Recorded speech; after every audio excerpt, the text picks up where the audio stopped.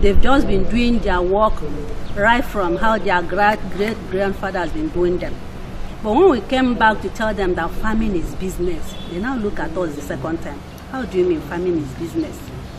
So by the time we come up with our program, they now come to believe really that farming is no more, let's just do it in a normal way. Every day we'll go to farm, whatever will come out with it, we don't bother. These are people that want to learn. They want to move from where they are to another level. I normally tell my farmers that it is just like you have them all enclosed inside a container that is locked, sealed. You don't know what is there. And it's being unveiled gradually, and it gets to a point where you say, ah, wow, I never knew farming. I just see it as a way of life ordinarily. Never knew that it is a business. Farmer Business School is a unique training because it is directed to what the farmers are in need of across their enterprise. My experience with FBS did much, and we know if we talk and all today. So I'll just pick one or two aspects or areas where impact my life very well positive. The lady that came with Mr. Ayo, with Mr. Kong, with some of the trainers during our first induction meeting, told us that when we are busy doing something, that is business. So the FBS also helped me in terms of diversification. I decided now to invest in warehousing. That is why you saw that warehouse there. And also with this very one here, a small conference hall for meeting. People can equally come and hire and conduct their meeting. Before FBS, I've been to do all my business mumu. But after the FBS training, now they keep record. At the end of every business what you do, at the end of the year, at the calculator, you know whether I gain or I lost. Before, we farmers, we are ignorant. We thought that farming is not a business. We don't know. But through the training being received from FBS, from GIZ, we are now realized that farming is a business. We learn a lot on the issue of good agricultural practice, how to maintain our farmings, how to have even planning. Kàtà ń kọ́ wa ó ṣe pàtàkì. Mo ti rí ọ̀pọ̀lọpọ̀ èrè tí mo ti gain bẹ́ẹ̀ ó ti pọ̀. Gẹ́gẹ́ bí a ṣe ń ṣe kòkó gangan, bí a bá ṣe máa ká kòkó, bá a ṣe máa fà, bí a ṣe máa fi, bí a ṣe máa tọ́jú kòkó wa, bí gbogbo nǹkan tá a máa lò fún kòkó wa, àwọn kẹ́míkà tá a máa lò, bá a ṣe máa tọ́jú ẹ̀.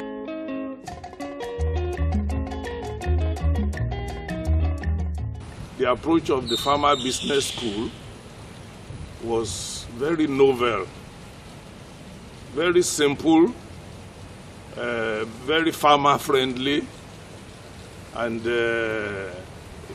he started to be focused on the idea of allowing the farmer to see farming as business. What informed this philosophy is the fact that hitherto farmers were perceived, and indeed they are, smallholder farmers are the subsistence level of production. Subsistence level, it impacts on the poverty level, so they're poverty-stricken, they're disenfranchised, they're not respected by the banks. The banks don't want to do business with them. And at the back of all of this, we're in an era where we're talking about agribusiness. We're talking about farmers need to know what is happening to the markets. Farmers need to be able to plan. Farmers need to be able to come together as cooperatives in order to have scale economies.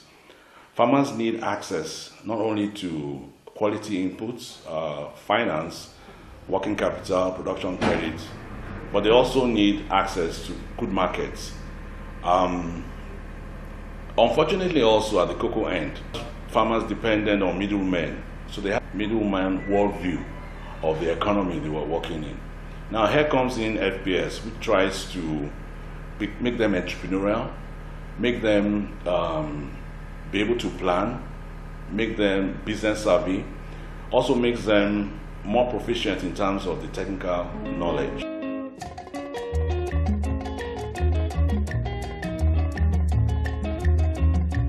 Nígbà tí wọ́n ti bẹ̀rẹ̀ training fún wa láti dúró ní group bẹ́ẹ̀ yẹn láti ti bẹ̀rẹ̀ sí ní gan wọ́n ti parí ẹ̀ fún wa tán ìdílé la bẹ̀rẹ̀ sí ṣe group yẹn a máa ṣe owó ẹja yìí mí gbé àti ní supervisor fún un then a ní kòkó a ní ìgbín náà tá a sìn náà then àpapọ̀ láti ṣe àgbàdo agbin kókò nígbà yẹn time yẹn ìjọba nídìí kókò fún àwọn ọmọ school so ìjọba ní ká lọ gbin kókò nígbà yẹn agbin kókò àtàn tí wà ní group pé adẹ̀gùdù ká dẹ̀ lọ dáko yẹn lóòótọ́ tán rí wa wọ́n wá bá wa wọ́n ní ká mọ̀ tà fún àwọn ní in bulk so in bulk là ń ta fún wọn ní kókò tán fi ń ṣe àsáró aláwọn fẹ́ mọ́ fi ṣe àsáró nígbà yẹn so àwa là ń supply wọn.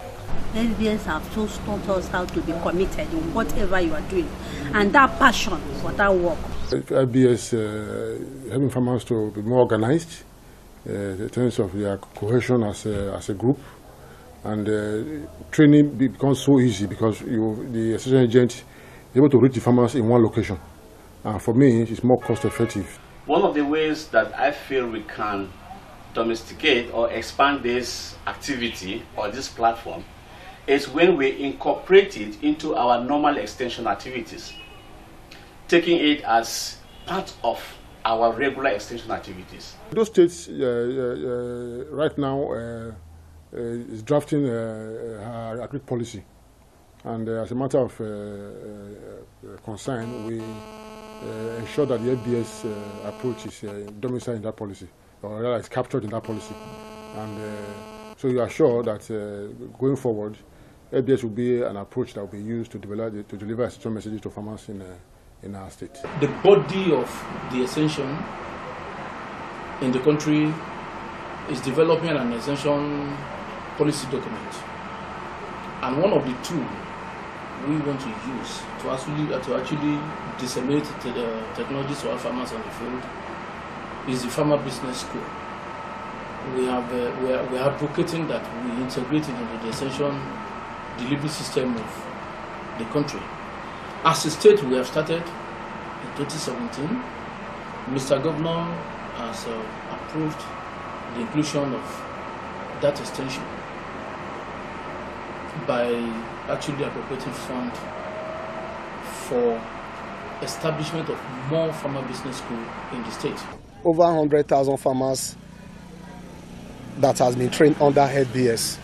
So we look at this is a very large number, and we know that number is strength. So all these are cocoa producing, and they are into other crops. So we felt that with the numbers of farmers we have, and with the good training which they have been given, and we have seen it, they have been implementing many state house projects. Right from the outset, the farmers have known that this is their own program. It's not like a program that was just given to them, and outside that maybe they went. We have seen a lot of program after the period of that program. The program we collaborate. GIZ have make it clear from the onset that this is our own program, and I believe that we have invested in it. A lot of farmers are invest. The agrochemical shops are there. The fish pond are there. The group nursery plantation are there. A lot of things to be measured. I know that even when GIZ is delivering by the end of this year, but the structures are there.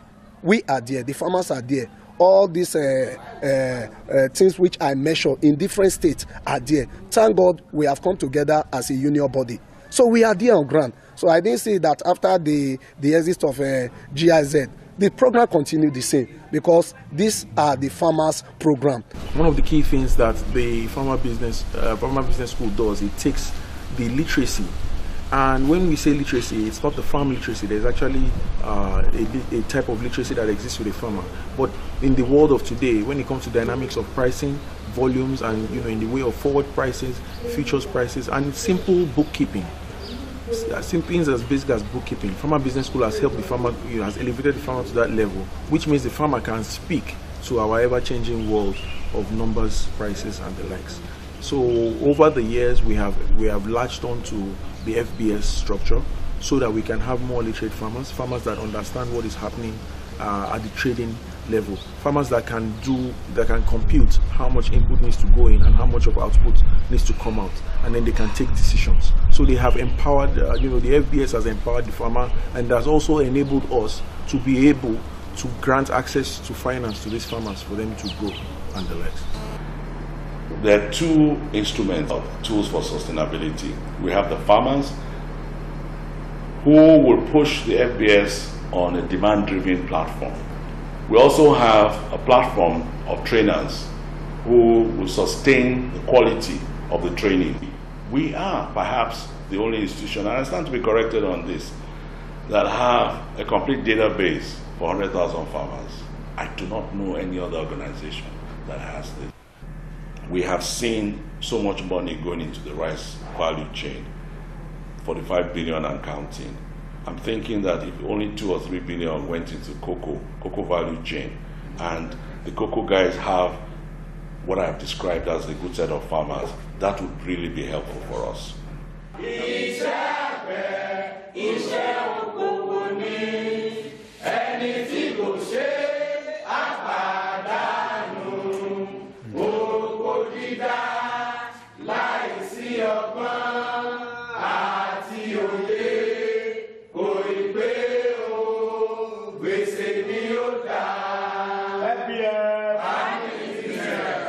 Money out.